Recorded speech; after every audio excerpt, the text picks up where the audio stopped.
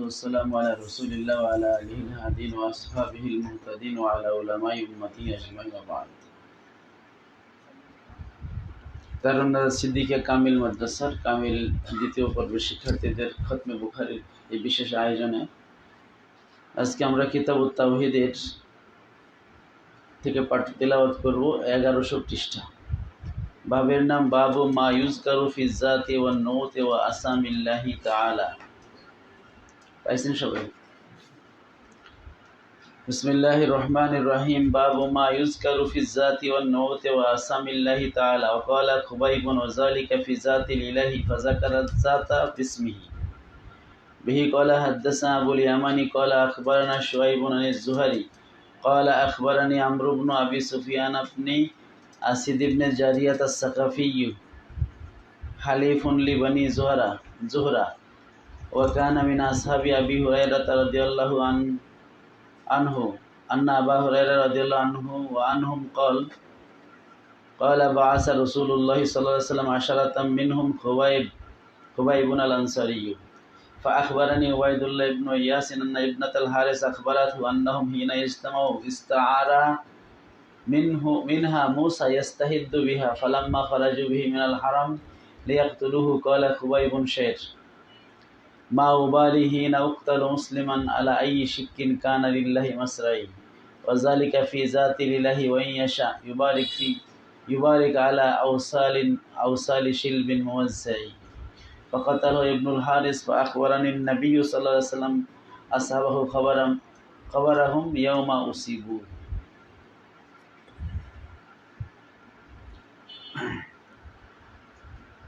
অধ্যায় হচ্ছে মায়ুজকারু ফি জাত, যা উল্লেখ করা হয় জাত বা সত্তা প্রসঙ্গে। আল্লাহ তাআলার তাওহীদ আলোচনা করতে গিয়ে দুইটা শব্দ খুবই ব্যবহৃত হয়, একটি হলো জাত, একটি হলো সিফাত। জাত মানে সত্তা আর সিফাত মানে হচ্ছে তার গুণাবলী, সেই জাতের গুণাবলী। সিফাতগুলো জাতের সাথে সম্পৃক্ত থাকে। তো মায়ুজকারু ফি জাত, আল্লাহ তাআলার জাত নিয়ে যা বলা হয়, উল্লেখ করা হয়। ওয়ান নুউত, নাআতের জমা কি? নুউত, মানে সিফাত সংক্রান্ত বিষয়ে যা বলা হয়। ওয়া আসামিল্লাহ, এবং আল্লাহ তাআলার নাম প্রসঙ্গে। নাম নিয়ে আগে অধ্যায় গেছে। অকলা খুবাইবুন, এই সামনে হাদিস আসতেছে, ইমাম বুখারী এখানে একটা মুআল্লাক বর্ণনা নিয়ে আসছেন সাহাবী হযরত খুবাইব রাদিয়াল্লাহু আনহু থেকে। তিনি একটা কবিতার মধ্যে বলেছিলেন ওয়াজালিকা ফি যাতিল ইলাহ, আর আমার এই যে শুলিতে চড়ানো বা আমার এই শাহাদাত, এটা আল্লাহর জাতের জন্য, মানে আল্লাহর সত্তার খাতিরে আমি এই শাহাদাত বরণ করতেছি। উনি এখানে জাত শব্দ ফাজ জাকারা যাতা বিসমিহি, তিনি সরাসরি জাত নামটা বা জাত শব্দটাই কি করলেন? উল্লেখ করলেন। ফলে একজন সাহাবী যদি আল্লাহর শানে জাত শব্দটা ব্যবহার করে, বোঝা গেল যে আল্লাহ তাআলার শানে জাত শব্দের ইউজ করা যাবে। আর সিফাতের কথা তো আমরা আগে হাদিসে পড়েছি যে আল্লাহ তাআলার যেমন জাত আছে তেমন সিফাত আছে। তবে লা তুশবিহু জাতুহু জাওয়াত ওয়া লা তুশবিহু সিফাতুহু সিফাত।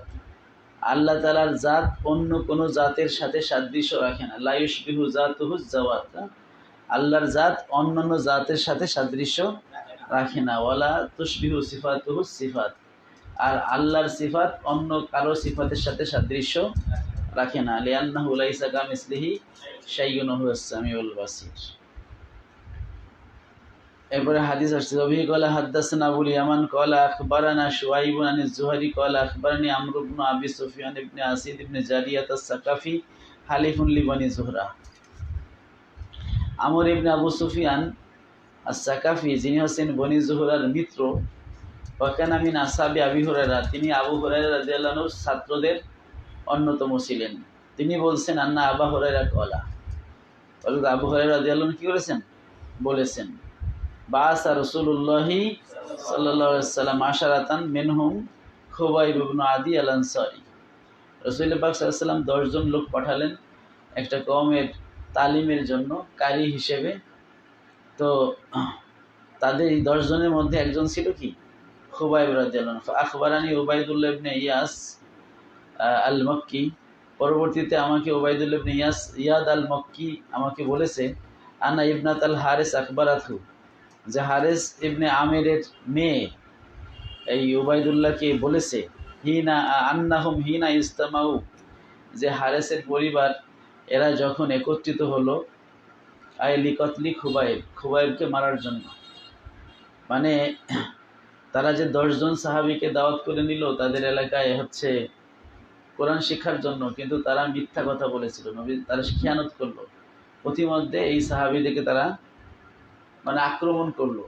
তো এদের থেকে, এই আক্রমণ থেকে খুবাইব রাদিয়াল্লাহু আনহু তিনি পাহাড়ে উঠে বেঁচে গেলেন, বাকিদের তারা মেরে ফেললো। পরবর্তীতে তারা মিথ্যা আশ্বাস দিল যে তুমি নিচে নেমে আসো, তোমাকে হচ্ছে আমরা আশ্রয় দিব, তোমাকে কিছু বলবো না। তো উনি তাদের উপর আবার বিশ্বাস করে যখন করলেন তখন ধরা খেয়ে গেলেন। তখন তারা মক্কার বাজারে এই খুবাইবকে বিক্রি করে দিল। বিক্রি করে দিল কারা? যে খুবাইব রাদিয়াল্লাহু আনহু, তিনি যে বদরের যুদ্ধে যায় এই যে হারেসের বাবাকে মারছিলেন, সেই প্রতিশোধ নেওয়ার জন্য তারা খুবাইবকে কিনে নিল। এবং যখন বুঝতে পারলো যে আমাদের বাবার হত্যাকারী, তখন তারা সিদ্ধান্ত নিল যে তাকে আমরা হত্যা করব, চুলিতে চড়াবো। এখন হরমের মধ্যে তো মক্কার লোকেরা যদিও কাফের, কিন্তু হরমকে তারা সম্মান করত। তা বলে হরম এলাকায় তো মারামারি কাটাকাটি করা যাবে না, তাহলে হরমের বাইরে নিয়ে তাকে আমরা কি করব, মানে মক্কার যে সীমানা বাইরে নিয়ে তাকে আমরা শুলিতে চড়াবো। তো শুলিতে চড়ানোর আগে হযরত খুবাইবকে বলল, তোমার কোনো শেষ ইচ্ছা আছে নাকি? বললো যে আমি 2 রাকাত নামাজ পড়তে চাই। হ্যাঁ, তাহলে 2 রাকাত নামাজ পড়লেন ছোট ছোট সূরা দিয়ে। বললে যে তোমরা যদি এই কথা মনে না করতে যে আমি মৃত্যুর ভয়ে নামাজ লম্বা করতেছি, এই এই আমার সম্পর্কে ধারণা তোমরা না করতে, তাহলে আমি আমার এই জীবনের শেষ নামাজটা একটু লম্বা করে পড়তাম। কিন্তু তোমরা ধারণা করবো, এই জন্য আমি ছোট ছোট সূরা দিয়ে নামাজ শেষ করি। উনি প্রথম নিহত, মানে শাহাদাতের পূর্বে 2 রাকাত নামাজের মানে প্রচলন করলেন। পরবর্তীতে এটাই প্রচলন হয়ে গেল। এখনও যারা ফাঁসিতে হুকুম হয় তাদেরকে 2 রাকাত কী করতে, নামাজ পড়তে সুযোগ দেওয়া হয় এবং তার শেষ ইচ্ছা জিজ্ঞেস করা হয়। তারপরে তাকে যখন চড়ানো হলো শুলিতে, তখন তিনি কবিতাটা বলছিলেন, যে কবিতার মধ্যে আল্লাহর জাত শব্দের উল্লেখ আছে।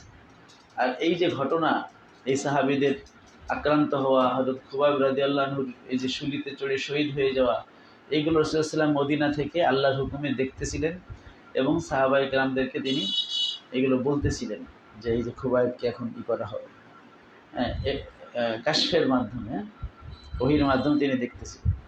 তাই খুবাইব, এই হারেসের মেয়ে, সে বলল যে যখন হারেসের পরিবার হচ্ছে খুবাইবকে হত্যা করার ব্যাপারে একত্রিত হলো, ইস্তাআরা মিনহা মুসা, তখন এই হযরত খুবাইব ধার করলো মিনহা, ওই হারেসের মেয়ের কাছ থেকে, মুসা একটা খুর, মুসা মানে খুর, কামাই, যেগুলো দাড়ি কামায় বা হচ্ছে বিভিন্ন চুল টুল কামায়। তো উনি কেন কিনেন? ইস্তাহিদ্দু বিহান, তার মাধ্যমে তিনি ইস্তেহেদাত করবেন, তার যে মানে অবাঞ্ছিত লোমগুলো, বিশেষ করে লজ্জাস্থানের পশমগুলো, এইগুলো কেটে ফেলে। যেহেতু তার মারা যেতে হবে, এই জন্য একটু পরিষ্কার পরিচ্ছন্ন, মৃত্যুর আগে তিনি পরিষ্কার পরিচ্ছন্ন হতে চান, এই জন্য তিনি হারেসের মেয়ের কাছ থেকে কী করলেন, একটা ছুরি ধার করলেন। এই হাদিসটা এখানে খুব সংক্ষেপে আছে, কিন্তু ওটা অন্য জায়গায় হচ্ছে খুব বিস্তারিত আছে।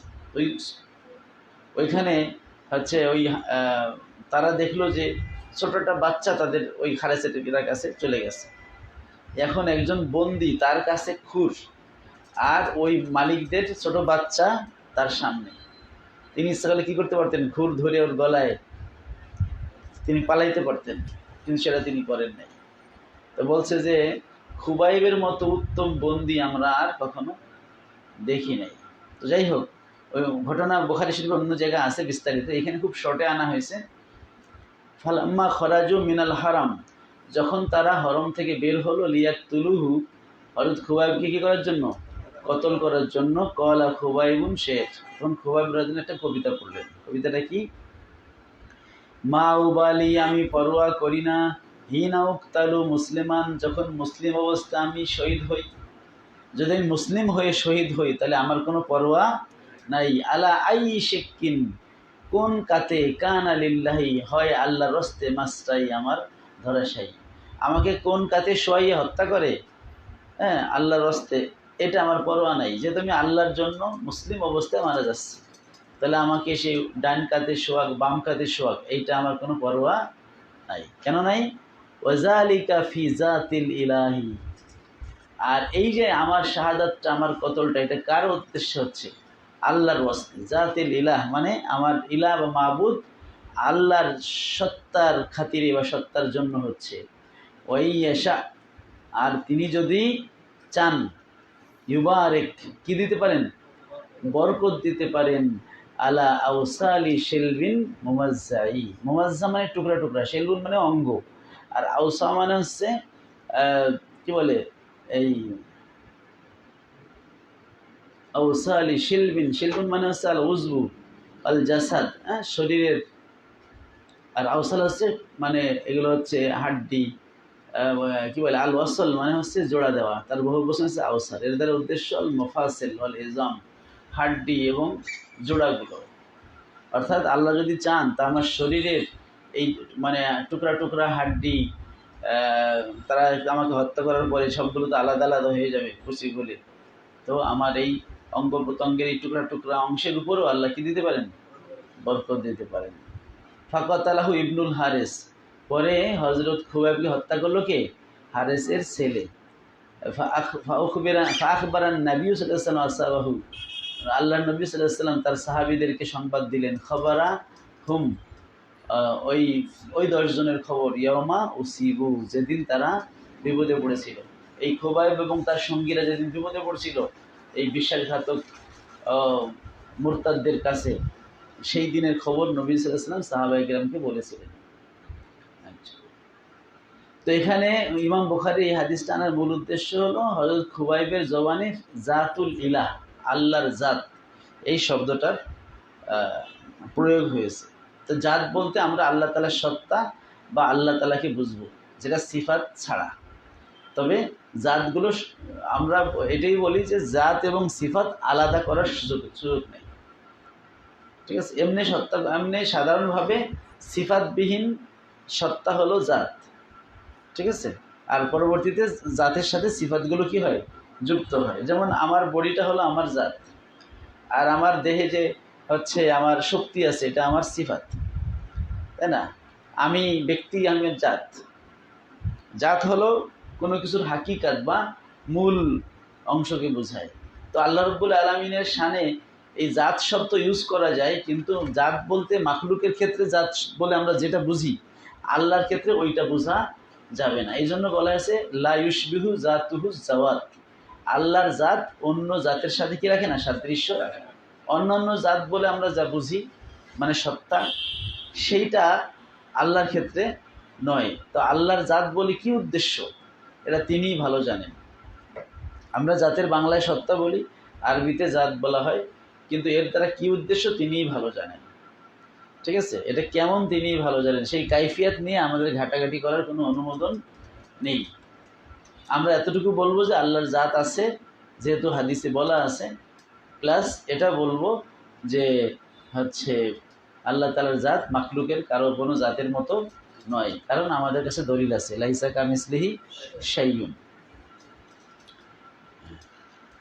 আর জাতের সাথে অনাদি অনন্তভাবেই সিফাতগুলো মুতাআল্লিক। আল্লাহর সিফাতগুলো জাত নয়, তার জাত সিফাত নয়, কিন্তু সিফাতগুলো জাত থেকে আলাদাও নয়। সিফাতগুলো জাত থেকে কি নয়, মানে জাত সিফাতবিহীন একটা জাত কল্পনা করার সুযোগ নেই, যেহেতু আল্লাহর জাত ও সিফাত উভয়টাই কি হচ্ছে অনাদি অনন্ত। নতুন বাব, বাবু কাউলিল্লাহি তাআলা ইউহাজ্জিরুকুমুল্লাহু নাফসাহু ওয়া কাউলুহু তাআলা তা'লামু মা ফি নাফসি ওয়া লা আ'লামু মা ফি নাফসিক। অধ্যায়ের নাম আল্লাহ তাআলার বাণী, ইউহাজ্জিরুকুমুল্লাহু নাফসাহু, আর আল্লাহ রাব্বুল আলামিন তোমাদেরকে সাবধান করেন তার নিজের ব্যাপারে। আল্লাহ তার নিজের ব্যাপারে তোমাদের কি করেন? নাফসাহু দ্বারা তার নফস তথা তার নিজের ব্যাপারে সত্তা বোঝানো হয়।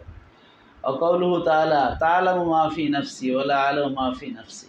ঈসা আলাইহিস সালাম কিয়ামতের দিন বলবেন যে আল্লাহ তা'লামু মা ফি নাফসি, আমার নফসে কি আছে এটা আপনি জানেন, মানে আমার ভিতর কি আছে। ওয়া লা আ'লামু মা ফি নাফসি, কিন্তু আপনার নফসে কি আছে সেটা আমি জানি না। মানে আপনার কি উদ্দেশ্য, আপনার কি এরাদা সেটা আমি জানি না, কিন্তু আমার মনে কি এরাদা আছে সেটা আপনি জানেন।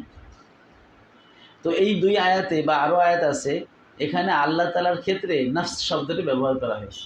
কি শব্দের? নফস। তো নফসটা জাত অর্থে ব্যবহার হয়। যা জাইদুন নফসুহু আই জাতুহু, জায়েদ নিজে আসছে। এই জায়েদ নিজে সত্তা সহ আসছে, এটা বোঝাতে আরবিতে যেমন জাত ব্যবহার হয় তদ্রূপ নফস শব্দটাও ব্যবহার হয়। এই জন্য এখানে নফস বলতে আল্লাহর সত্তা বা আল্লাহর জাত উদ্দেশ্য। তো ইউহাজ্জিরকুমুল্লাহু নফসাহু, আল্লাহ তার সত্তার ব্যাপারে তোমাদেরকে সাবধান করেন। এখন উদ্দেশ্য যেটাই হোক, কিন্তু নফস শব্দটা আল্লাহর শানে ব্যবহার করা যাবে কিনা, ইমাম আজম আবু হানিফা রাহমাতুল্লাহ আলাইহি বলছেন হ্যাঁ, নফস শব্দটা আল্লাহর শানে ব্যবহার করা যাবে। তুমি আলফিকুল আকবর কিতাবের মধ্যে বলেছেন ওয়ালাহু নফসুন ওয়া ইয়াদুন ওয়া আইনুন, আল্লাহ তাআলার শানে ইয়াদ, আইন এবং নফস এই শব্দত্রয়ের ব্যবহার করা যাবে, কারণ কোরআনে এই শব্দগুলো আল্লাহর শানে প্রযোজ্য হয়েছে। তবে এই শব্দগুলোর উদ্দেশ্য বা মুরাদ কি হবে সেক্ষেত্রে আমাদের কনসার্ন হলো, আমাদের অভিব্যক্তি হলো মাখলুকের সাথে এটা সাদৃশ্যপূর্ণ নয়। লাইসা কামিসলিহি শাইউন। যেহেতু কোরআনে প্রমাণ আছে এজন্য আমরা ঈমান আনতে বাধ্য, কিন্তু কোরআনে কোনো কাইফিয়াত বলা নাই, এই জন্য কাইফিয়াত ঘাটাঘাটি করা আমাদের জন্য জায়েজ নেই। সাথে কোরআনে মাখলুকের সাথে আল্লাহর সাদৃশ্য নিষেধ এটা আছে, লাইসা কামিসলিহি শাইউন। এই জন্য আমরা এই শব্দগুলো আল্লাহর শানে প্রয়োগ করার সময় মাখলুকের শানে সাদৃশ্য মুক্ত অবস্থায় আমরা প্রয়োগ করব। আমাদের কুষ্টি হুজুর একটা কিতাব অনুবাদ করেছেন, নাম দেখেছেন সাদৃশ্য বর্জিত তাওহীদ। কারণ লামাযহাবীরা তারা আল্লাহ তাআলার তাওহীদ পালন করতে গিয়ে আল্লাহর সাথে কি দেয়? সাদৃশ্য দিয়ে ফেলে। যারা হচ্ছে পূর্ববর্তী কাররামিয়া সম্প্রদায়, মুজাসসিমা সম্প্রদায়ের এরা উত্তরসূরি। আর জাহমিয়া সম্প্রদায়, মুতাজিলা, এরা হচ্ছে আল্লাহ তাআলার তাওহীদ সাব্যস্ত করতে গিয়ে তারা আল্লাহর সিফাতকে অস্বীকার করে বসে। আর আমরা আহলুস সুন্নাত ওয়াল জামাত মধ্যখানে আমরা বলি আল্লাহর সিফাত আমরা স্বীকার করি, কিন্তু আল্লাহর সিফাতের সাথে মাখলুকের সিফাতের কোনো সাদৃশ্য নাই।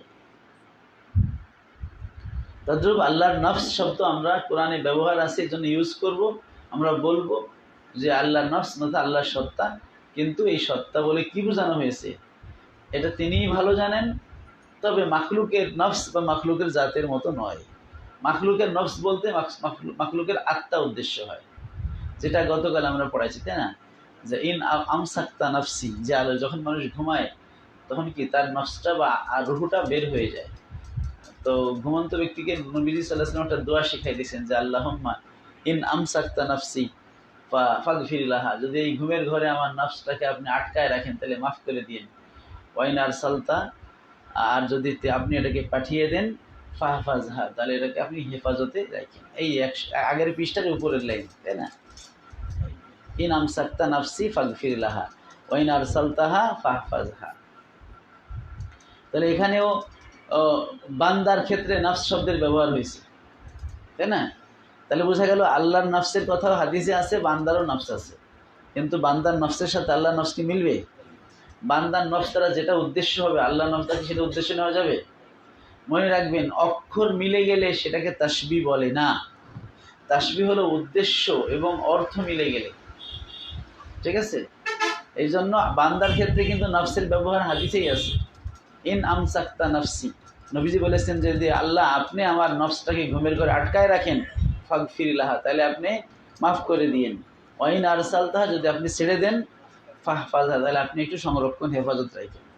তো এখানে বান্দার নফসের কথা বলা হয়েছে। আবার এখানে আল্লাহর বলছে ইউহাজ্জিরকুমুল্লাহু নফসাহু, আল্লাহ তার নফসের ব্যাপারে মানুষদেরকে সতর্ক করেন তথা সত্তার ব্যাপারে।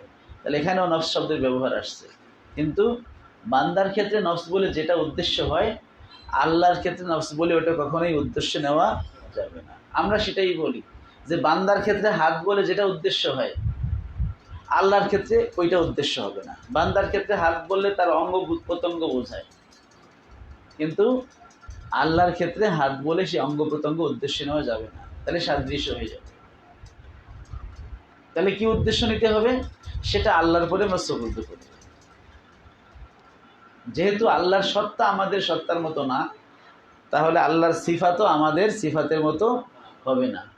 এই জন্য ইয়াদ, নফস, ওয়াজ, ইমাম বলছেন ওয়ালাহু ইয়াদুন ওয়া ওয়াজহুন ওয়া নফসুন, আইনুন বলেন নেই। আল্লাহ তাআলার ইয়াদ, ওয়াজ এবং নফস রয়েছে। এগুলো আল্লাহ তাআলার সিফাতে খাবারিয়া বলা হয়। এগুলোর কাইফিয়াত ঘাটাঘাটি করা যাবে না, এগুলো নিয়ে প্রশ্ন উত্থাপন করা যাবে না, বরং এগুলোর হাকিকাত আল্লাহ তাআলাই ভালো জানেন, এই বিশ্বাস করতে হবে। বান্দার ক্ষেত্রে নফস বলতে তার রুহু বোঝায়, যেটা তার শরীরের মধ্যে প্রবেশ করলে সে জীবিত থাকে, আর শরীর থেকে বের হয়ে গেলে সে মৃত। তাহলে দেহ আর রুহু কি এক না আলাদা? আলাদা। যদি আলাদা হয় তাহলে মানুষ কি ওয়াহেদ নাকি মুরাক্কাব? মানুষ তো হয় দেহ এবং রুহের সমষ্টি নাকি? যদি দেহ না থাকে তা সে তোর মানুষ হইল না। আবার মানুষের বডি আছে কিন্তু রুহুটা চলে গেছে, তাকে আমরা কি মানুষ বলবো না? তাহলে ইনসানের, এটা ফখরুদ্দিন রাজি রহমতুল্লাহ তাফসিরে কাবিরের মধ্যে লিখছেন যে আল ইনসান মাজমুল রুহে ওয়াল জাসাদ। ঠিক আছে, আব্দ বলা হয়, বান্দা বলা হয় দেহ এবং রুহের সমষ্টি।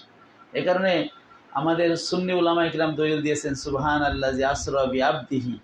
এই যে বিআবদিহি শব্দটা দিয়ে দলিল দিয়েছেন যে আল্লাহর বান্দাকে আল্লাহ ইসরা করাইছেন। এটা দেহ এবং রুহ উভয় মানে সমষ্টি ছিল। কারণ আব্দ বলা হয় যখন দেহের মধ্যে রুহ থাকে, ওই অবস্থাটা। তো যদি তাহলে যখন আমার দেহের মধ্যে রুহ থাকে আমি জীবিত, এটা হলো আমাদের জীবিত থাকার হাকিকত। কিন্তু আল্লাহ তো আল হাইয়ুল কাইয়ুম, চিরঞ্জীব, চিরস্থায়ী। তা আল্লাহ তাআলার হায়াতটা আমাদের হায়াতের মতো না। আমাদের হায়াতটা হলো দেহের মধ্যে রুহ থাকা, আর মৌত হলো দেহ থেকে রুহটা চলে যাওয়া। এখন আল্লাহর ক্ষেত্রে তো মৌত নেই, মৌত আছে?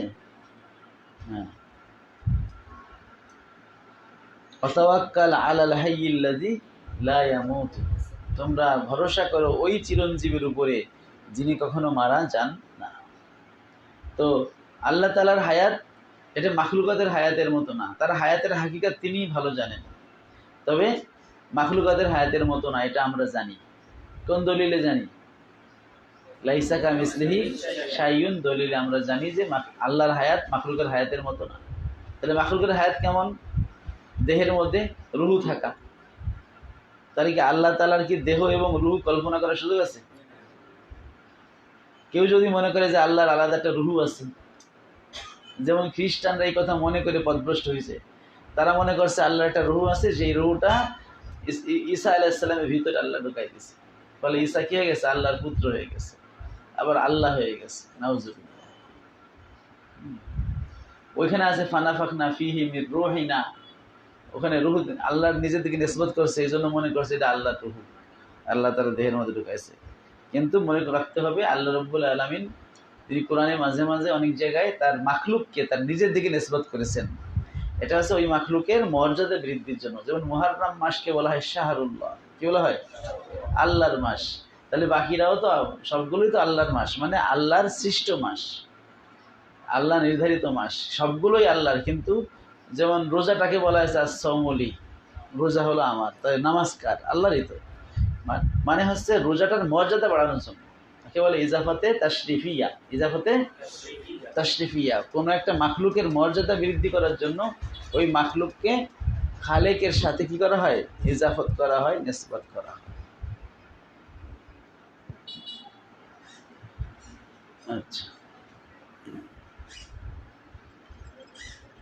अभी قال حدثنا عمر بن حفص بن غياث قال حدثنا أبي قال حدثنا الأعمش عن شقيق عن عبد الله عن النبي صلى الله عليه وسلم قال ما من أحد أغير من الله, নাই কেউ অধিক গায়রাতওয়ালা আল্লাহর চেয়ে অধিক গায়রাতওয়ালা, আত্মমর্যাদা সম্পন্ন আর কেউ। মিন আজলি জালিকা, এই কারণেই হারামাল ফাওয়াহিশা অশ্লীল কাজগুলোকে আল্লাহ তাআলা হারাম ঘোষণা করেছেন।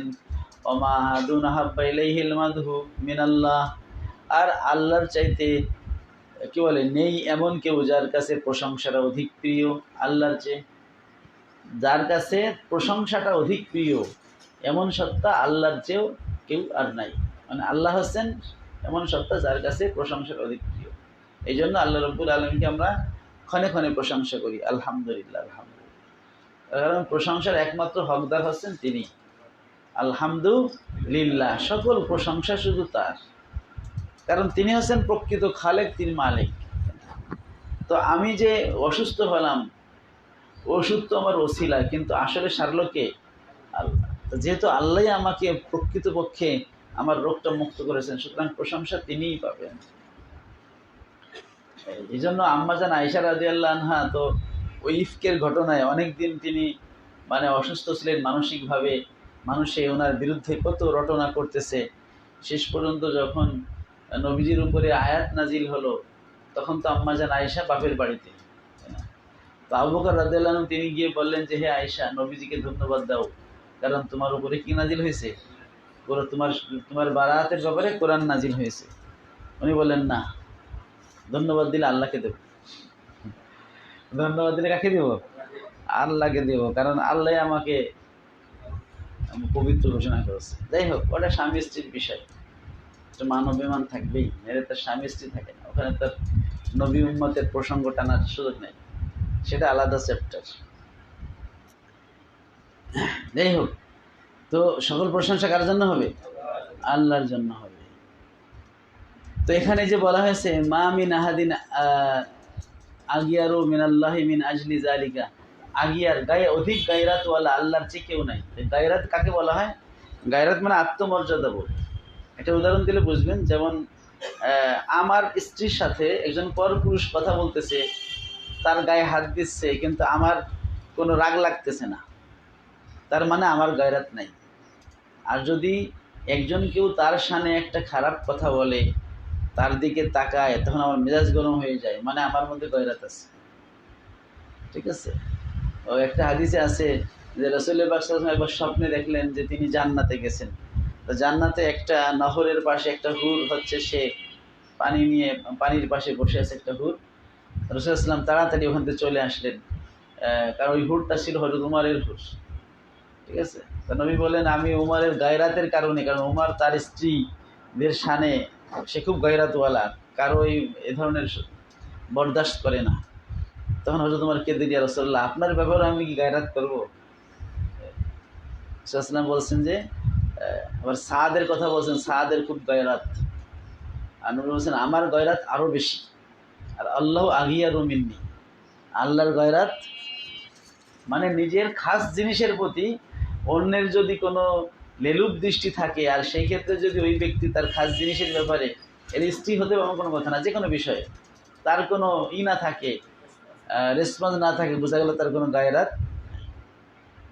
তো হারাম কাজ যেগুলো আছে ওইগুলো আল্লাহ তাআলা সংরক্ষিত। ঠিক আছে? ওইগুলো কেউ করতে পারবে না। ওইখানে কেউ ঢুকলেই আল্লাহর গজব চলে আসে, যে কেন এটা নিষেধ করলাম, এটা তো আমার বিশেষ। ঠিক আছে? বিশেষ বিষয়। সেটা বলছে আল্লাহর অধিক গায়রাত আছে, এই কারণেই তিনি হারাম অশ্লীল কাজগুলো কি করে দিয়েছেন? নিষেধ করে দিয়েছেন, ওখানে যাওয়া যাবে না। অবিকলা হাদ্দাসানা আবদানু আন আবি হামজাতান ইলামা শানাবি সালিহিন আন আবি হুরায়রাতান নবী সাল্লাল্লাহু আলাইহি ওয়াসাল্লাম ক্বালা লাম্মা খালাকাল্লাহুল খলকা, যখন আল্লাহ রাব্বুল আলামিন মাখলুক সৃষ্টি করলেন, কাতাবা ফি কিতাবিহি, তিনি তার কিতাবের মধ্যে লিখে রাখলেন, মানে লাউহে মাহফুজে লিখে রাখলেন। কি লিখলেন? অহুয়া ইয়াকতুবু আলা নাফসিহি, তিনি তার নিজের উপরে এই কথাটা লিখলেন। অহুয়া ওয়াদিউন ইনদাহু আলাল আরশ, আর ওই কিতাবটা তার কাছে আরশের উপরে তার কাছে স্থাপন করা আছে, মানে আর লাউহে মাহফুজটা আছে আরশের ডান পাশে। ইন্না রাহমাতি তাগলিবু গাদাবি, ওই লাউহে মাহফুজে আল্লাহ তাআলা নিজের উপরে যে কথাটা লিখে রাখছেন, সেটা হলো নিশ্চয়ই আমার রহমত বিজয় লাভ করবে আমার গজবের উপরে। আমার অনেক রাগ, আবার আমার অনেক দয়া, কিন্তু সবসময় আমার দয়ার উপরে, রাগের উপরে কি হবে? আমার দয়াটা প্রাধান্য পাবে, এটা আল্লাহ তাআলা লাহ মাহফুজে কি করেছেন, লিখে রাখছেন। এই যে এখানে আছে অহ ইয়াকতুবু আলা নাফসিহি, আল্লাহ তাআলা তার নিজের উপরে লিখে রাখছেন। এই নাফস শব্দটা বোঝানোর জন্য ইমাম বুখারী এই হাদিসটা আনছেন। বলবেন যে আগের হাদিসে তো মা মিন আহাদিন আগিয়ারু মিন আল্লাহ, এখানে তো নফস শব্দটা নাই। ওই হাদিসের অন্য রেওয়ায়েতে নফস শব্দটা আছে, কিন্তু সেই রেওয়ায়েতটা ইমাম বুখারীর মানে যে শর্তে আসে না, এই জন্য তিনি অন্য রেওয়ায়েত আনছেন। আচ্ছা, তাছাড়া গয়রাত তো ব্যক্তির থাকে বা সত্তার থাকে, সত্তা না হলে তো গয়রাত তো একটা সিফাত, এই সিফাতের জন্য তো একটা মাউসুফ দরকার, সত্তা দরকার।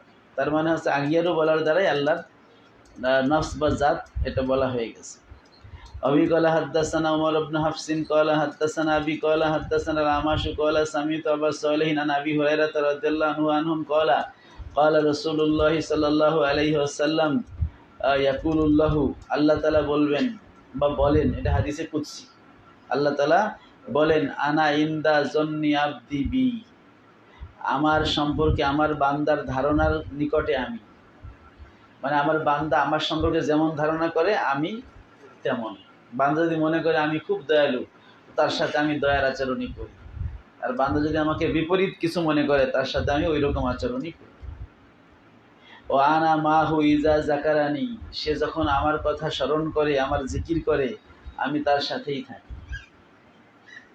আই ইলমান ওয়া কুদরাতান, ইলমান ওয়া ফাইন জাকারানি ফি নাফসিহি, ওই বান্দা যদি তার মনে মনে আমাকে স্মরণ করে, জাকারতুহু ফি নাফসি, এই নাফসি আল্লাহর ক্ষেত্রে নাফস শব্দ বলেছে, তা আমিও একা একা তাকে কি করি, স্মরণ করি। জাকারানি ফি মালাইন, যদি সে কোনো দলের মধ্যে আমাকে স্মরণ করে, জাকারতুহু ফি মালাইন খায়রিন মিন মালাইহি, তাহলে আমি তার চাইতে উত্তম দলের মাঝে তার কথা স্মরণ করি। মানে ফেরেশতাদের কাছে ওই বান্দার কথা আল্লাহ বলে দেন।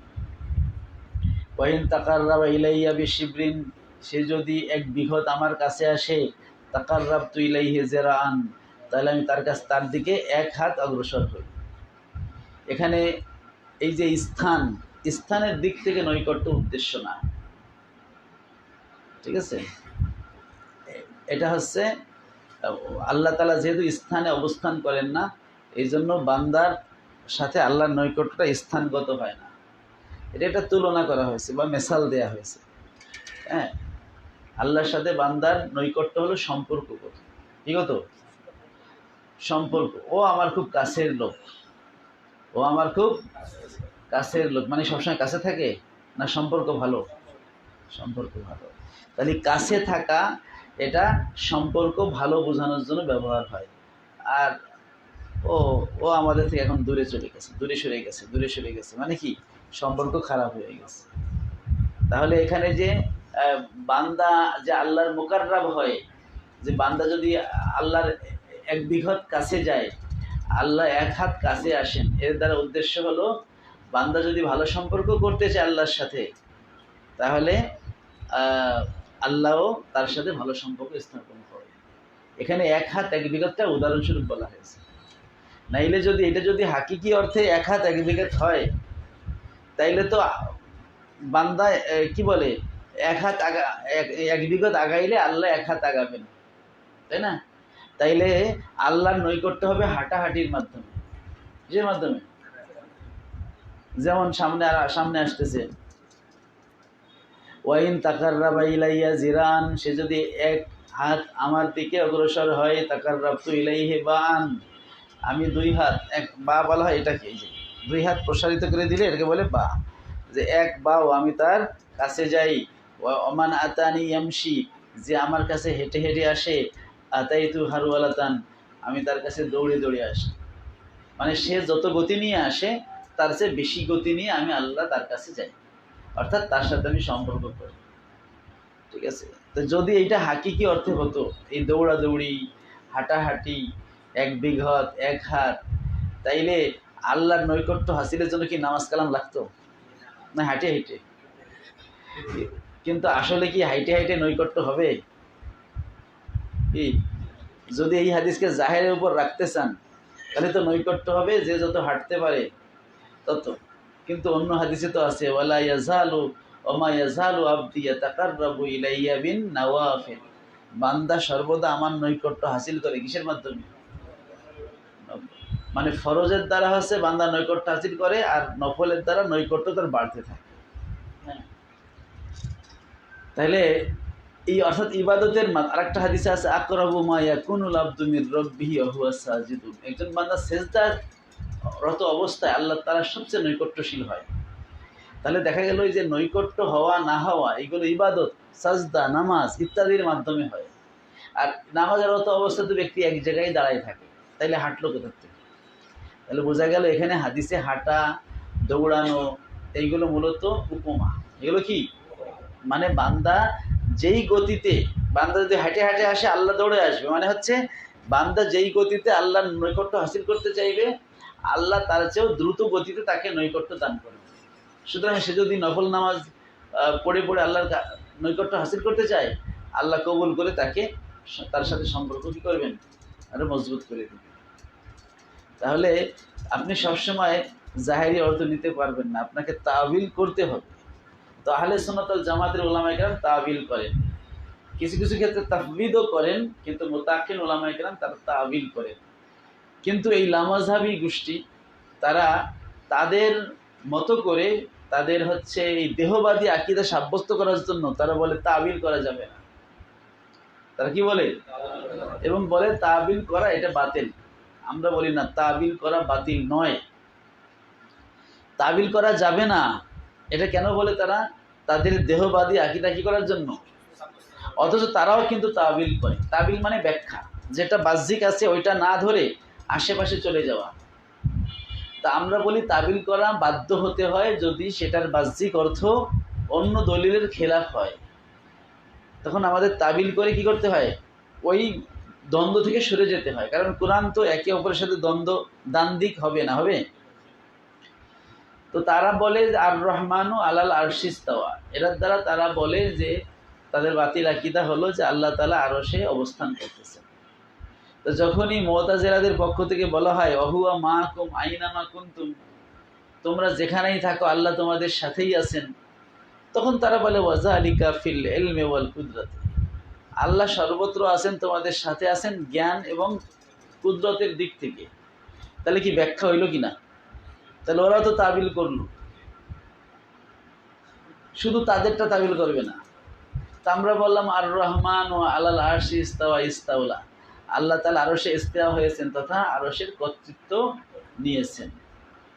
আরশ সৃষ্টি করার পরে আল্লাহ আরশের কর্তৃত্ব নিয়েছেন।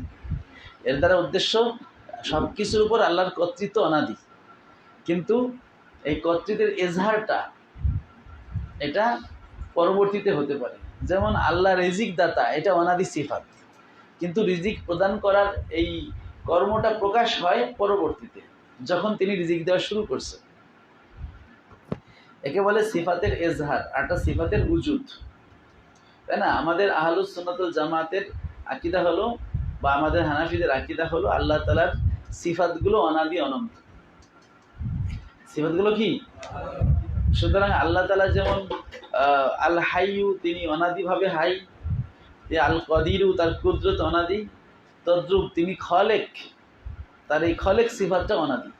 প্রশ্ন করবেন তাইলে আল্লাহ যখন মাখলুক সৃষ্টি করলেন না, তাহলে খলেক হলেন কিভাবে? তার উত্তর হলো ইমাম তহাবি দিয়ে দিয়েছেন যে লাইসা মনজু খলকিল খলকে ইস্তাফাদা ইসমাল খালেক ওয়ালাহু মানাল খালিকিয়াত ওয়ালা মাখলুক। মাঝখানে আরো ইবারত আছে যে যেদিন তিনি মাখলুক সৃষ্টি করলেন সেদিন তিনি খালেক সিফাত লাভ করলেন, এমনটা নয়। ওয়ালাহু মানাল খালিকিয়াত ওয়ালা মাখলুকা, যখন মাখলুক ছিল না তখনও তার মাখলুক খালেক হওয়ার যেই সিফাত, এটা তার খালেক হওয়ার যে গুণ, সৃষ্টিকর্তা হওয়ার যে বৈশিষ্ট্য, যে গুণ, যে মানে যে যোগ্যতা, এটা আল্লাহর অনাদিকালেই আছে। ফলে তিনি অনাদিকাল থেকে খালেক। কিন্তু তার এই খালেক গুণটা প্রকাশ হয়েছে কখন? যেদিন তিনি মাখলুক সৃষ্টি করেছেন।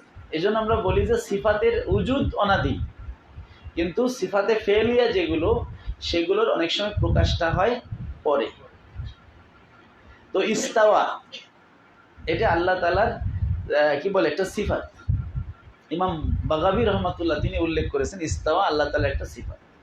এখন ইস্তাওয়া যদি সিফাত অনাদি হয়, আর ইস্তাওয়া মানে যদি হয় অবস্থান করা বা জালাসা, তাইলে তো আরশটা অনাদি হওয়া লাগবে কি, কারণ আরশের উপর ইস্তেওয়া হয়েছেন, তাই না? আর ইস্তেওয়া শব্দের অর্থ তারা যেমন লামাজাবিরা যেমন ধরে বা মুজাসসিমার যেমন ধরে ইস্তেওয়া মানে জালাসা বা ইস্তাকাররা, অবস্থান করা বা বসা, ইস্তাওয়ার এই অর্থ নিলে এটাকে কি অনাদি সিফাত বলার সুযোগ আছে? হ্যাঁ, কারণ তাহলে তো আরশকেও অনাদি বলতে হয়, যে আল্লাহ যেমন অনাদি আরশও অনাদি। তো এটা তো দার্শনিকদের কথা, তারা তো মানে নাস্তিক বা মুশরিক।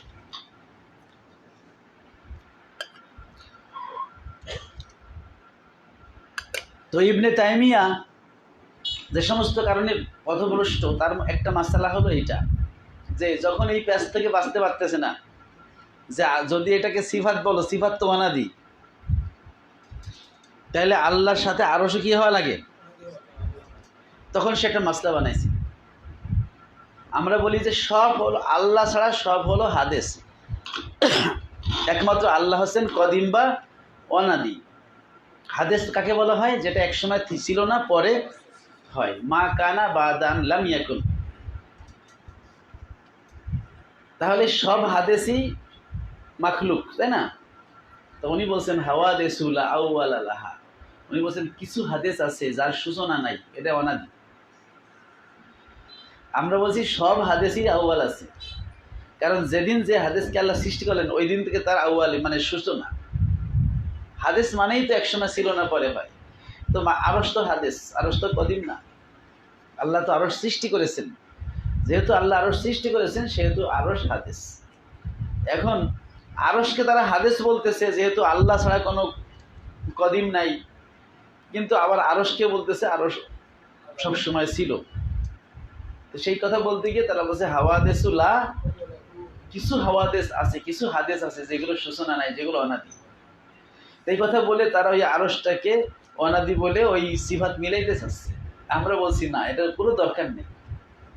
আল্লাহর সিফাত এখানে যদি আপনি ধরেন, মানে ইস্তাওয়া শব্দের অর্থ জালাসা ধরেন, তাইলে এই বিপদে আপনি পড়বেনই। কিন্তু ইস্তাওয়া শব্দের অর্থ যদি ইস্তাওলা ধরেন, কর্তৃত্ব গ্রহণ করা ধরেন, তাহলে এই বিপদে আপনার পড়ার সুযোগ নেই। কারণ আল্লাহর কর্তৃত্ব এটা মাখলুক সৃষ্টির আগেও মাখলুকের উপর আল্লাহর কর্তৃত্ব আছে। এই কর্তৃত্ব সিফাতটা অনাদি, তবে কর্তৃত্ব সিফাতের প্রকাশ হয়েছে পরে, যখন তিনি আরশ সৃষ্টি করলেন, আসমান জমিন বানাইলেন, তারপরে তিনি আরশে ইস্তেওয়া হলেন, মানে আরশের কর্তৃত্ব নিলেন। এর আগে কর্তৃত্ব ছিল সিফাত হিসেবে উজুদান, আর আরশ সৃষ্টির পরে আল্লাহর আরশের উপর কর্তৃত্ব হলো জুহুরান, মানে সিফাতের প্রকাশ হয়েছে। এই জন্য আল্লাহ তাআলার সিফাত, হ্যাঁ, এটা হচ্ছে এর উজুদটা অনাদি, কিন্তু কোন কোন সিফাত তথা সিফাতে ফেলিয়া যেগুলো, সেগুলোর জুহুরটা কি অনাদি নাও হতে পারে, সেগুলোর জুহুরটা হচ্ছে হাদিস। তো সেই দিক থেকে তাবিল করতেই হচ্ছে, যেটা আমরা বলতেছিলাম যে ওরা ওদের ইস্তাওয়াটাকে তাবিল করবে না, কিন্তু ওহুয়া মাহকুমকে তাবিল করবে। আমরা বলি তাবিল তোমাকে করতেই হবে। তাবিল করাটা এটা আল্লাহ নিজেও তাবিল করছেন, যেটা হাদিসে কুদসিতে আমরা দেখাইছি, মুসলিম শরীফের হাদিস, যে কিয়ামতের দিন আল্লাহ বল, বান্দা আমি অসুস্থ ছিলাম, তুমি আমাকে সেবা করো নাই। কেন হাদিসে কুদসি না, আল্লাহ নিজে বলবেন। তো বান্দা এখানে তিনটা পর্ব আছে, তিনটা প্রশ্ন, যে আমি অসুস্থ ছিলাম, সেবা করো নাই, আমি পিপাসার্ত ছিলাম, পানি খাওয়া নাই, আমি ক্ষুধার্ত ছিলাম, আমাকে খাবার দেওয়া নাই। তখন বান্দা বলবে যে আল্লাহ আপনি তো অসুস্থ হইতে পারেন না, হ্যাঁ, আপনি তো পিপাসার্ত হন না, আপনি তো খাবার খান না। তখন আল্লাহ কি বলবেন? এটাকে আল্লাহ তাবিল করলেন, ব্যাখ্যা দিলেন যে আমার বান্দা অসুস্থ ছিল, তোমার প্রতিবেশী আমার বান্দা, তাকে সেবা করলে আমার সেবা হয়ে যায়। তাহলে এখানে বান্দা অসুস্থকে মানে আল্লাহ বলছেন আমি অসুস্থ ছিলাম, তো এটাকে ব্যাখ্যা করে কি কি বলা হয়েছে? বান্দা অসুস্থ ছিল, আমার সেবা করো নাই, এর ব্যাখ্যা কি? আমার বান্দার সেবা করো। এই কারণে তাবিল করতেই হবে। যেমন এইখানে যদি আপনি তাবিল না করেন, তাহলে দেখা যাবে যে বান্দা 1 বিঘাত নিকটবর্তী হলে আল্লাহ 1 হাত আসেন, বান্দা 1 হাত গেলে আল্লাহ 2 হাত আসেন, এবং বান্দা দৌড়াই গেলে আল্লাহ, হেঁটে গেলে বা আল্লাহ দৌড়ে আসেন, এগুলো যদি হাকিকিভাবে রাখেন, জাহেরি অর্থ রাখেন, ব্যাখ্যা না করেন, তাহলে আল্লাহর নৈকট্য হাসিলের তরিকাই হবে এই হাঁটাহাঁটি আর দৌড়াদৌড়ি। অথচ হাদিস দ্বারা প্রমাণ, সহি হাদিস দ্বারা, যে বান্দা আল্লাহ বান্দার নৈকট্য হাসিল করে কিভাবে? ইবাদতের মাধ্যমে, নামাজের মাধ্যমে, সাজদার মাধ্যমে। তাহলে বোঝা গেল সাজদার মাধ্যমে সে যদি নৈকট্য হাসিল করে, তার মানে হচ্ছে এই স্থানগত নৈকট্যটা উদ্দেশ্য। নৈকট্য হলো সম্পর্কগত, কিগত, আর এইখানে যে নৈকট্য বোঝা যায় সেটা স্থানগত। যেহেতু আল্লাহ রাব্বুল আলামিন স্থান কাল পাত্রের ঊর্ধ্বে, মুনাজ্জাহুন আনিল মাকান, স্থান থেকে পবিত্র, এ কারণে তার ক্ষেত্রে স্থানগত নৈকট্যটা মুরাদ নয়। এটা মানুষকে বোঝানোর জন্য নবীজি উদাহরণ হিসেবে কি এটা উল্লেখ করেছেন। এর দ্বারা উদ্দেশ্য হলো বান্দা যে গতিতে আল্লাহর নৈকট্য হাসিলের চেষ্টা করবে, তার চেয়েও দ্রুত গতিতে আল্লাহ তার জন্য নৈকট্য মঞ্জুর করবে। তো এখানে যে উদ্দেশ্যে ইমাম বুখারী হাদিসটা আছে সেটা হলো ফাইন জাকারানি ফি নাফসি নাফসিহি জাকারতুহু ফি নাফসি। এই যে ফি নাফসি, এক্ষেত্রে আল্লাহ নাফস শব্দ ব্যবহার করেছেন, যে বান্দা যদি তার মনে মনে, তার নিজের মধ্যে আমাকে স্মরণ করে, অন্য কোনো মানুষের সামনে না, সে একা একা আমাকে স্মরণ করে, তা আমি আল্লাহ আমার নফসে তাকে স্মরণ করি, মানে আমি একা একাই তাকে স্মরণ করি, রহমত নাজিল করি। আল্লাহ কর্তৃক বান্দাকে স্মরণ, এর দ্বারা উদ্দেশ্য হলো রহমত দেওয়া। যেমন ফাজকুরুনি আযকুরুকুম, তোমরা আমাকে স্মরণ করো, আমি তোমাকে স্মরণ করব।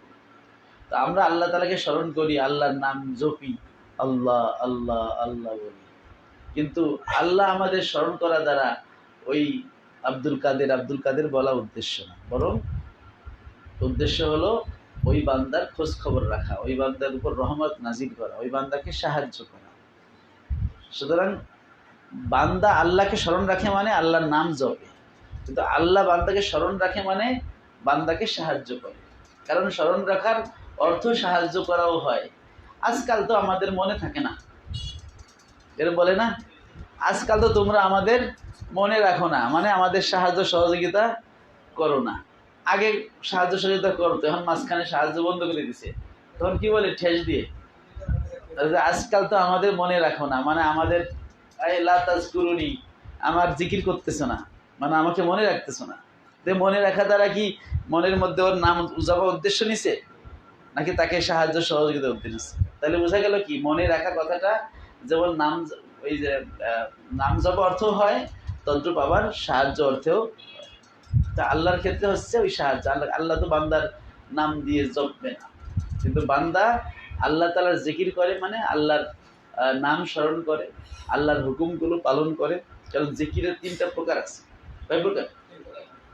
একটা হলো জিকরে কলবি, এটা কি, আর একটা হলো জিকরে লিসানি, আর একটা হলো জিকরে হচ্ছে জিকির বিল কলব, জিকির বিল লিসান, জিকির বিল আমল, জিকরে আমালি। ঠিক আছে? তো জিকির বিল কলব মানে অন্তর দিয়ে আল্লাহকে স্মরণ রাখা, মানে যেটার মধ্যে কোনো ঠোঁটও নাড়বে না, জিহ্বাও নড়বে না, মানে ধ্যান, তাফাক্কুর, মুরাকাবা, যে মনে মনে সে আল্লাহ তাআলাকে। মুজাদ্দিদিয়া তরিকায় জিকিরগুলো সব মনে মনে, কলবি জিকির। ঠিক আছে? তারা এখন বসে থাকে, কিন্তু সে জিকির করতেছে আল্লাহ, সব কলবি জিকির, যেখানে ঠোঁট জিহ্বা নড়বে না। ঠিক আছে? এরপরে হচ্ছে নকশবন্দিয়া তরিকায়ও কলবি জিকির আছে, যদিও নকশবন্দিয়া তরিকার যিনি শায়েখ ছিলেন আমির কুলাল, তিনি জাহারি জিকির করতেন, কিন্তু বাহাউদ্দিন নকশবন্দি রহমতুল্লাহ আলাইহি তিনি তার ওস্তাদ থেকে তিনি হচ্ছেন কলবি জিকিরের সবক লাভ করেছিলেন। তিনি কলবি জিকির করতেন, মানে এভাবে চুপ করে বসে অন্তরে আল্লাহ তাআলার স্মরণ করার চেষ্টা করতেন। জিকির বিল কাটা, জিকির বিল লিসান, মানে যেহেতু কোরআন শরীফ আছে ওয়াজকুর রব্বাকা ফি নাফসিকা, তুমি জিকির করো তোমার রবের, ফি নাফসিকা তোমার মনে মনে, এটার দ্বারা হলো জিকির বিল কলব উদ্দেশ্য। ওয়াদুনাল জাহরে মিনাল কওল, আর হালকা আওয়াজে, মানে জাহারি থেকে একটু, দুনা মানে নিচে, জাহারি, দুনাল জাহরে মিনাল কওল, কথাবার্তায় যে জাহারি কথাবার্তা আছে তার চেয়ে একটু নিচু আওয়াজে, মানে হালকা আওয়াজে, আওয়াজে করতে গেলে সেটা লিসান, এটা জিকির বিল লিসান। আবার হাদিসে আছে ওয়ালা ইয়াজালু লিসানুকা রাতাবাম বিযিকরিল্লাহ, এক সাহাবীকে নবীজি বলছেন যে তোমার জিহ্বার যেন সবসময় আল্লাহর জিকিরে কি থাকে, ভিজা থাকে। এই কারণে এটা হলো জিকির বিল লিসান।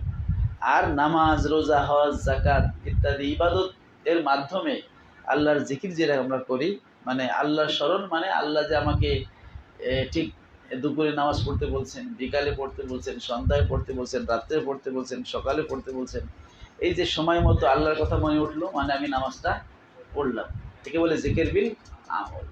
তো আমাদের মাঝে কিছু লোক আছে তারা জিকির বিল লিসানকে অস্বীকার করে। তারা বলে আর নামাজ রোজাই তো জিকির, আবার আল্লাহ আল্লাহ হু হু এগুলো কি করার দরকার। এরা মাঝে মাঝে হচ্ছে ব্যঙ্গ করে, কি বলে বলে মানে কত বড় বেয়াদবি দেখেন। আমি নিজে শুনছি এক লোক এরকম আপত্তি করছে, কেউ যদি তার আব্বার কাছে বলে আব্বা আব্বা আব্বা আব্বা জিকির করে, আর আব্বার কাছে কিছু না চায়, তা আব্বার তো আব্বার রাগ হয়ে যায়। তা আপনি তো আল্লাহর কাছে কিছু চাইতেছেন না, শুধু বলতেছেন আল্লাহ আল্লাহ আল্লাহ।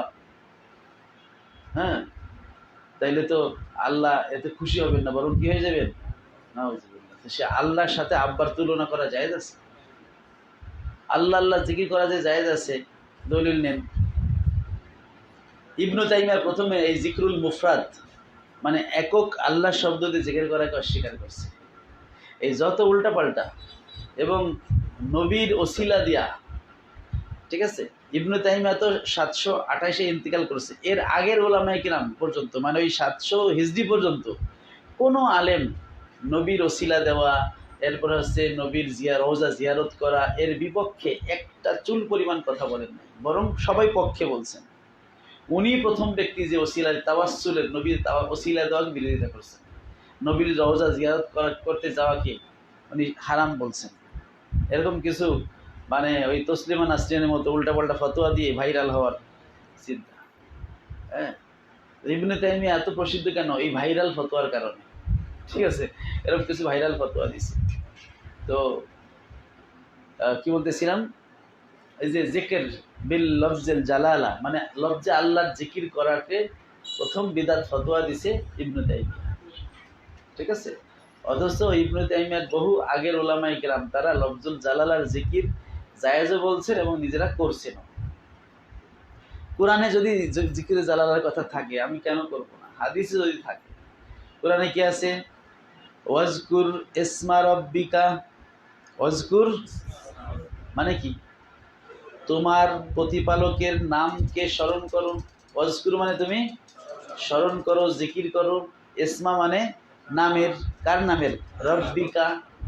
তো যদি বলা হয় মাসমু রব্বিকা, তোমার প্রতিপালকের নাম কি? আমাদের রবের নাম কি? আর বাকিগুলো তো মূল নাম না, ওগুলো তো সিফাতি নাম, আসমায়ে হুসনা, কিন্তু মূল নাম কি? আল্লাহ।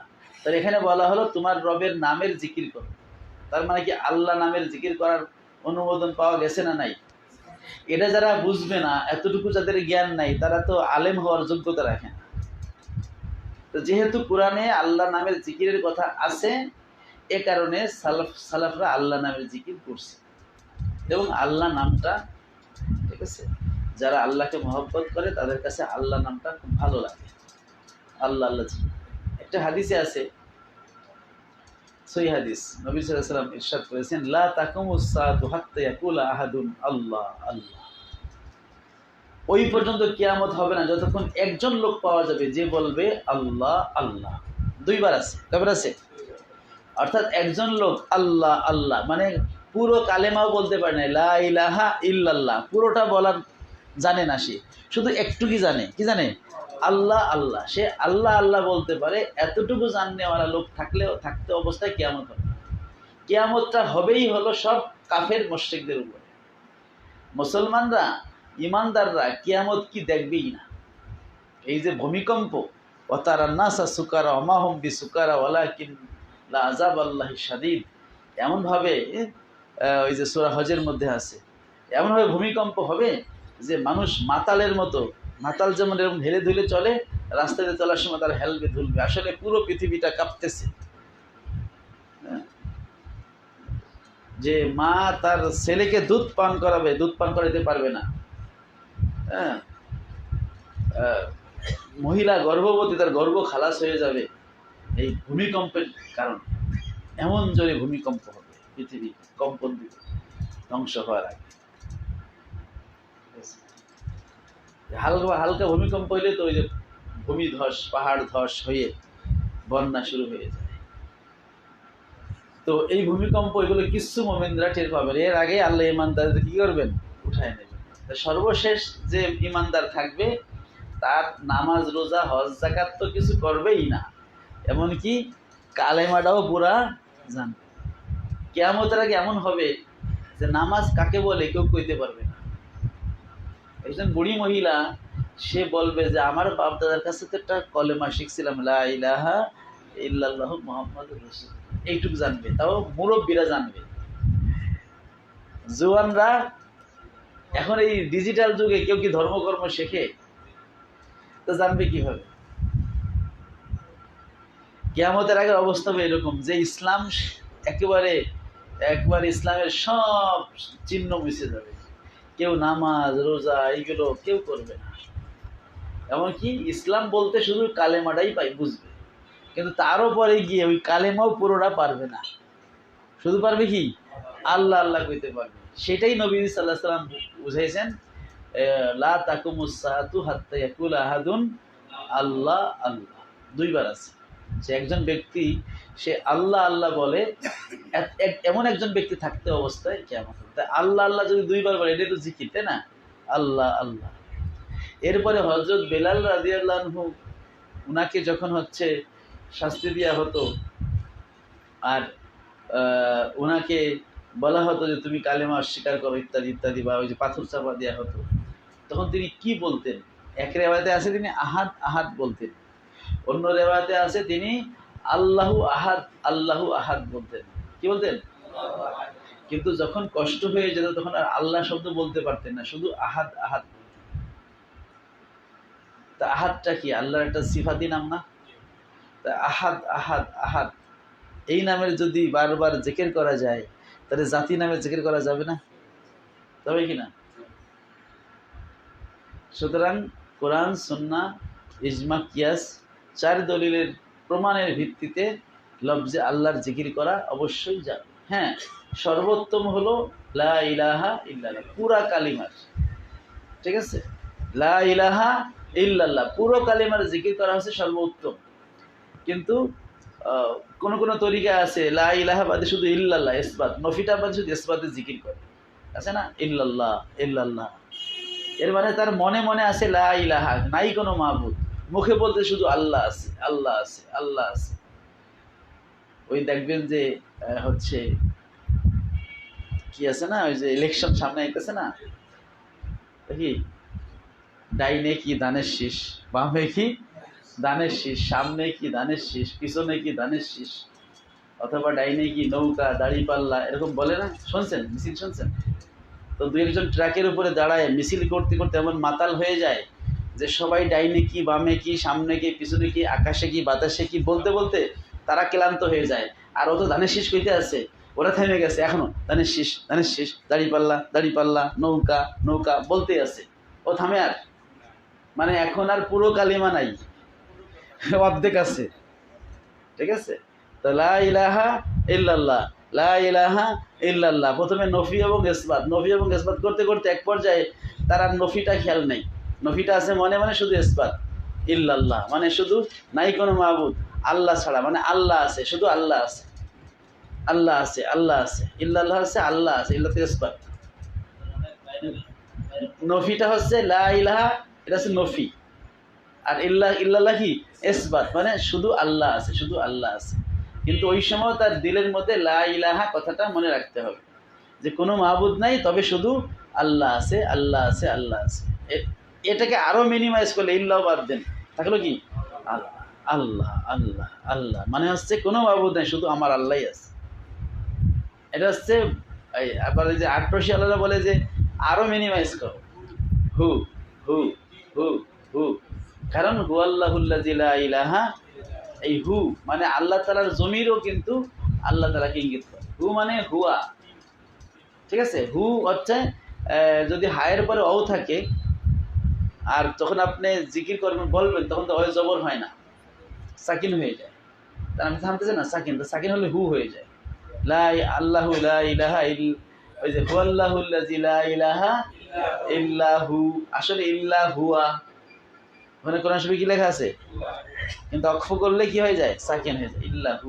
সেই হু, এই হু মানে হচ্ছে হুয়া, তিনি, শুধু তিনিই আছেন, তিনিই আছেন। ঠিক আছে, হুয়া জিকির করা যায় আছে।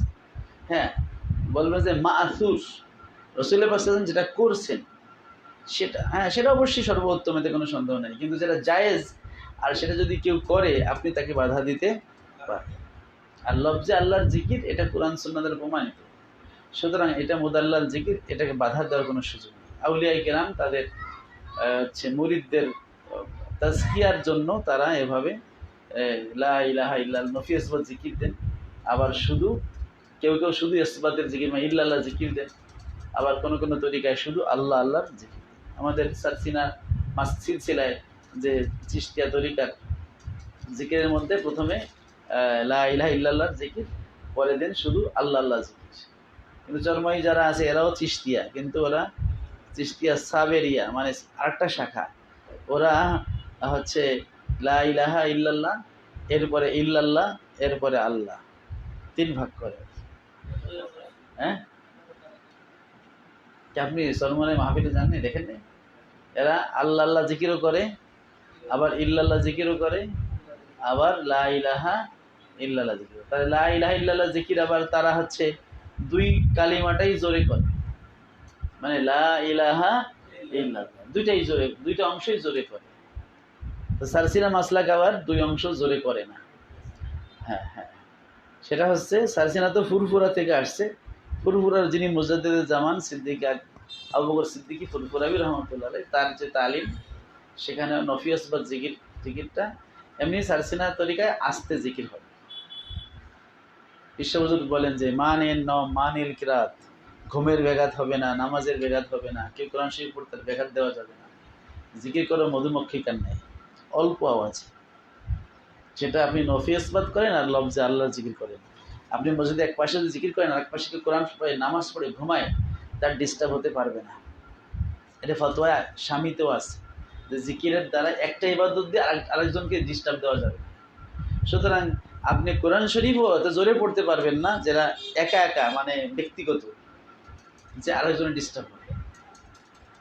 বলবেন ওয়াজ মাহফিলে তো জোরে পড়েন, ওয়াজ মাহফিলে তো ব্যক্তিগত না, এটা তো মানুষকে শোনাইতে হবে। ঠিক আছে, এই জন্য ওয়াজ মাহফিলেও মুসল্লি যেখানে থাকে ওইখানে মাইক দেওয়া এটা বৈধ, বা আশেপাশে একটু অল্প দিলে ঠিক আছে, কিন্তু একেবারে 14 মাইল দূরে মাহফিল মাইক দিয়ে মানুষকে ডিস্টার্ব দেওয়া এটা ঠিক না, ঠিক না। আমি ব্যক্তিগত, এটা আমার ব্যক্তিগত মাসালা, আমাকে যদি দায়িত্ব দেওয়া হয় আমি বলবো অত মাইক দরকার নেই। অনেক সময় দূরে মাইক দেয় নানা প্রচারের জন্য, যে না এখানে একটা মাহফিল হইতেছে সবাই আসো। অনেকে দূরে মাইক দিয়ে সে মাইকে শোনেও, মানে কিছু উপকারও আছে আবার ক্ষতিও আছে।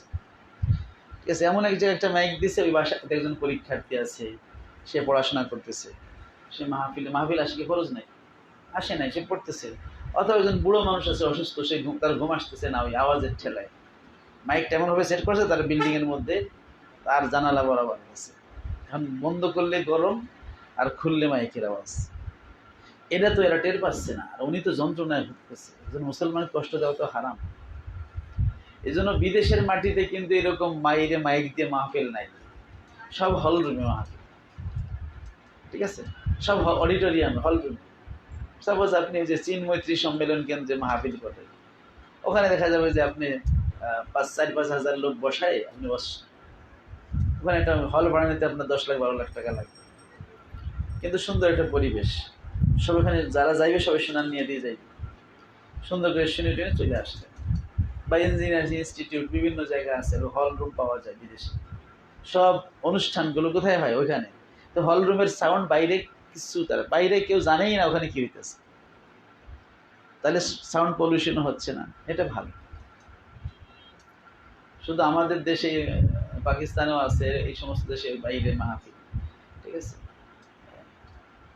হ্যাঁ, মানে এইভাবে যে প্রতিদিন এরকম মানুষকে কষ্ট দেওয়া ঠিক না। যতটুকু আমার লাগে, এটাতে ইস্তেমাই জিনিস, সামাজিক ক্ষেত্রে অনেক সময় ব্যক্তিগত ক্ষতি মানতে হয়, কিন্তু ব্যক্তিগত ক্ষতি আমরা যত কমাই পারবো তত ভালো। আমি সামাজিক বিষয় করতেছি, এখন আমার তো মাইক না দিলে আমার লোকজন শুনবে না, এটা ওজোর। আমি জোরে মাইক বাজাতে পারবো, কিন্তু কতটুকু, যতটুকু আমার লাগবে, তাই না? আর জরুরাতু তাতাকাদ্দারু বিকদ্দি জরুরা। কায়দা হলো জরুরত মানে যেটা প্রয়োজন, নিতান্ত প্রয়োজন, সেটা যতটুকু প্রয়োজন অতটুকু নিতে হবে। তা আমার মনে 5টা মাইক লাগালে আমার হয়ে যাচ্ছে, তাহলে কেন আমি 10টা মাইক লাগা অপচয় করব? অজুতে যদি 3বারের জায়গায় 4বার ধুলে অপচয় হয় পানি, 3বার ধোয়া সুন্নাত, 4বার ধুলে যদি অপচয় হয়, এর সব ফিকার কিতাবে লেখা আছে, সে গোনা হবে। তাহলে মাইক 5টা লাগলে আপনি 10টা লাগাবেন কেন? গোনা হবে না?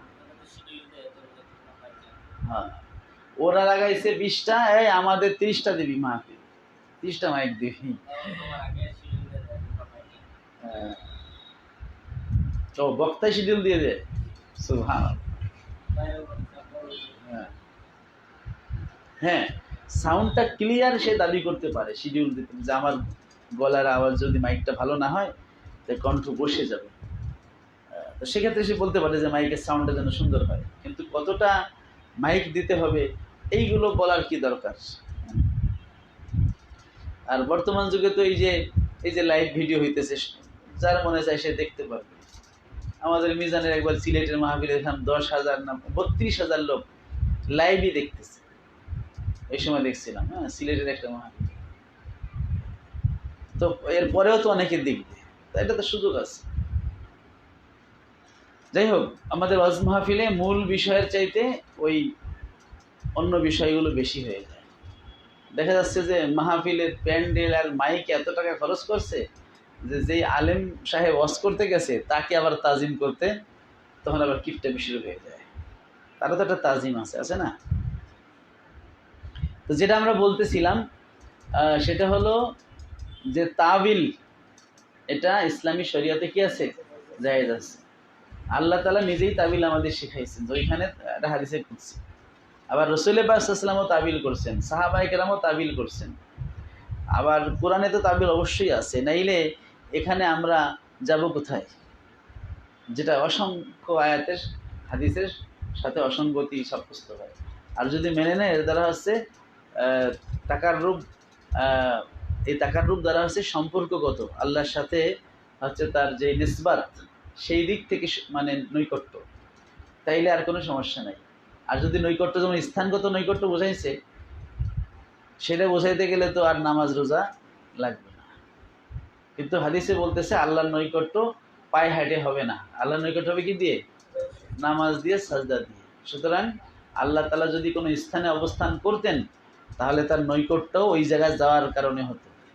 যদি আল্লাহ তাআলা ওই আকাশে থাকতেন তাইলে যে 100 তলায় আছে সে আল্লাহর বেশি মুকাররাব হইতো যে 5 তলায় বা নিচতলায় আছে তার চাইতে। কিন্তু বিষয়টা কি ওইরকম? তাহলে বোঝা গেল আল্লাহ তাআলা কোনো নির্দিষ্ট স্থানে অবস্থান করেন না যে সেইখানে যে কাছে যাবে সে বেশি মুকাররাব, এমনটা না। আল্লাহর মুকাররাব হবে আল্লাহর সাথে যার সম্পর্ক বেশি। আর আল্লাহর সাথে সম্পর্ক হবে কি দিয়ে? জিকির দিয়ে, ইবাদত দিয়ে, তাই না? কারণ ইবাদতটা তো একটা জিকির। যেমন এখানে বলছে ফাইন জাকারানি ফি নাফসি জাকারতুহু ফি নাফসি। এই আল্লাহর সাথে সম্পর্ক হবে জিকিরের মাধ্যমে। কিসের মাধ্যমে? জিকির হলো এমন একটা শব্দ, এর মধ্যে সব আছে, ঠিক আছে? এই জন্য বলা আছে ওয়ালা যিকরুল্লাহি আকবার। আল্লাহর জিকিরটাই হচ্ছে সবচেয়ে বড় জিনিস, এটাই হলো আসল। আমরা যে নামাজ পড়ি এর মূল উদ্দেশ্য জিকির। আকিমিস সলাতা লিজিকরি, আকিমিস সলাতা, তুমি নামাজ কায়েম করো আমার জিকিরের জন্য। মানে আমরা যে 5 ওয়াক্ত নামাজ পড়ি আল্লাহকে স্মরণ রাখার জন্য, যে আমরা আল্লাহকে যেন ভুলে না যাই।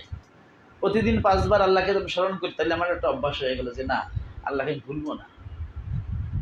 একবার আপনি ঈমান আইনে আল্লাহকে মনে রাখছেন, এখন যদি 5 বার নামাজ না পড়েন তাহলে আল্লাহকে তো ভুলে যাবেন। এই জন্য প্রতিদিন 5 বার। আর এগুলো কি বলে? জিকির বিল আমল। কি বলে? আরো 2 প্রকার জিকির আছে না? কি? জিকির বিল লিসান, জিকির বিল কলব। তো ওই একদল আছে তারা জিকির বিল লিসান মানে না। আমরা বলি না, জিকির বিল লিসান এটা কোরআনেও আছে, হাদিসেও আছে। কোরআনে কোথায় আছে? ওয়াজকুর রব্বাকা ফি নাফসিক, এখানে কি? জিকির বিল কলব। ওয়াদুনাল জাহরি মিনাল কওল, এটা হলো জিকির বিল লিসান বিল গুদুওয়ি ওয়াল আসাল, সকালে এবং আয়াতটা কি হবে সব? ওয়াজকুর রাব্বাকা ফি নাফসিকা তাদাররু ওয়া খিফা ওয়া দুনাল জাহরি মিনাল কাওলি ওয়া লা তাকুম মিনাল বিল গুদুওয়ি ওয়াল আসাল ওয়া লা তাকুম মিনাল গাফিলিন। ওয়াজকুর রাব্বাকা ফি নাফসিকা তাদাররু ওয়া খিফা ওয়া দুনাল জাহরি মিনাল কাওলি বিল গুদুওয়ি ওয়াল আসাল ওয়া লা তাকুম মিনাল গাফিলিন। এই যে ওয়া লা তাকুম মিনাল গাফিলিন দ্বারা হচ্ছে জিকির বিল আমাল, যে তুমি সকালে সন্ধ্যা আল্লাহর জিকির করো, কিন্তু বাকি সময়টা আল্লাহর থেকে গাফিল হয়ে যাও না। মানে বাকি সময় তুমি বিভিন্ন আমল করো, নামাজ পড়ো, রোজা রাখো, যাকাত দাও, দান করো, সদকা করো, এর মাধ্যমে আল্লাহ তাআলাকে তুমি স্মরণ করো। আচ্ছা, ওই আয়াতটার মধ্যে, এটা সূরা আরাফ না, ওই আয়াতটার মধ্যে জিকিরের একেবারে প্রকারগুলো এবং তরিকাগুলো সব বলে, আদাব বলে দেওয়া আছে, যে তাদাররুয়ান ওয়া খিফা, বিনয়ের সাথে এবং ভয়ের সাথে। আল্লাহ জিকির করার যেই সময়ে আল্লাহর ভয় এবং আল্লাহর প্রতি বিনয়, এটা মনে রাখতে হবে। নামটা নেওয়ার সময় আল্লাহ আল্লাহ আল্লাহ, আল্লাহ স্মরণ থাকতে হবে। এবং জিকিরটা বিল কলবে ওয়াল লিসান, একসাথে হতে হবে। জিকিরে কলবিটা হলো আসল। যদি শুধু মুখে মুখে আল্লাহ আল্লাহ বলে, মনের মধ্যে আল্লাহ শব্দ নাই, তাহলে এইটা এক প্রকার প্রলাপ। ঠিক আছে? এই জন্য মনে যেন জিকিরটা, কলবে যেন জিকিরটা জারি হয়ে যায়, এই জন্যই জবানে জিকির। এই জন্য জবানে জিকির যখন করবে, তখন যেন অন্য দিকে খেয়াল না থাকে, তখন যেন অবশ্যই তার জিকিরের প্রতি খেয়াল থাকে।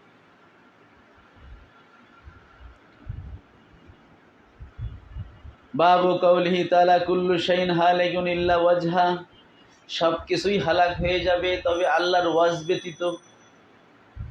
আইজাতাহু, আল্লাহ সত্তা ব্যতীত। ইমাম বুখারী বলছেন ইল্লা মুলকা, অন্য জায়গায় বলছেন। এখানে ওয়াজ, আল্লাহ তাআলার ওয়াজ সিফাত সাব্যস্ত করার জন্য ইমাম বুখারী এই আয়াতটা এনেছেন। বিহি ক্বালা হাদাসানা কুতাইবাহ ইবনে সাঈদ ক্বালা হাদাসানা হাম্মাদুন আন আমরিন আন জাবির ইবনে আব্দুল্লাহ ক্বালা লাম্মা নাযালাত হাযিহিল আয়াতু, যখন এই আয়াতটা নাজিল হলো, কুল হুয়াল কাদিরু আলা আইয়াবাসা আলাইকুম আযাবাম মিন ফাওকিকুম, হাদিসটা আমরা পড়েছি আগে গেছে।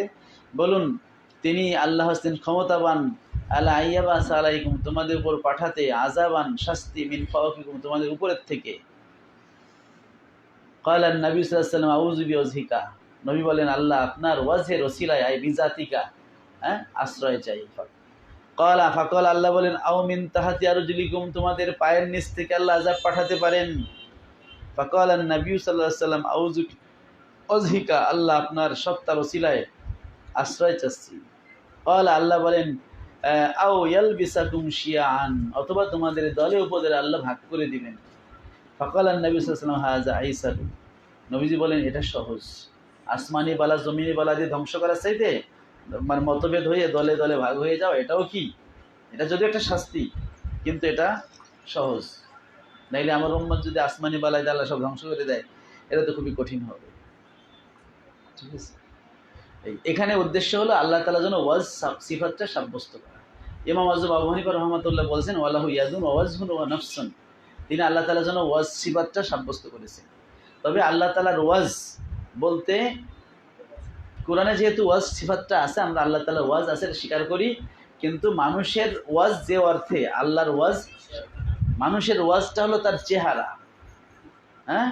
তো আল্লাহর ক্ষেত্রে এই মুখমণ্ডল বোঝাতে, এই বোঝানো, আল্লাহর ওয়াজটা দিয়ে মুখমণ্ডল, আল্লাহর একটা মুখ আছে, সেই এই ধরনের বোঝানোর কোনো সুযোগ নেই, তাইলে সাদৃশ্য হয়ে যায়। আমরা আল্লাহর ওয়াজ স্বীকার করি, কিন্তু মানুষের ক্ষেত্রে ওয়াজ শব্দটা যে অর্থে ব্যবহার হয়, আল্লাহর ক্ষেত্রে ওয়াজটা সেই অর্থে ব্যবহার করা যাবে না। আল্লাহর ওয়াজের হাকিকাত তিনি ভালো জানেন। আল্লাহু আ'লামু বিমুরাদিহি, আমরা বলবো লাহু ওয়াজহুন লাকা উজুহিল মাখলুকিন, মাখলুকের ওয়াজহের মতো আল্লাহর ওয়াজ নয়। মাখলুকের ওয়াজটা তার অঙ্গ বা তার একটা শরীরের অংশ, আল্লাহ তাআলার ওয়াজ এইরকম নয়। ঠিক আছে? তো আজকে এটুকু থাক, 12টা বেজে গেছে, ইনশাআল্লাহ।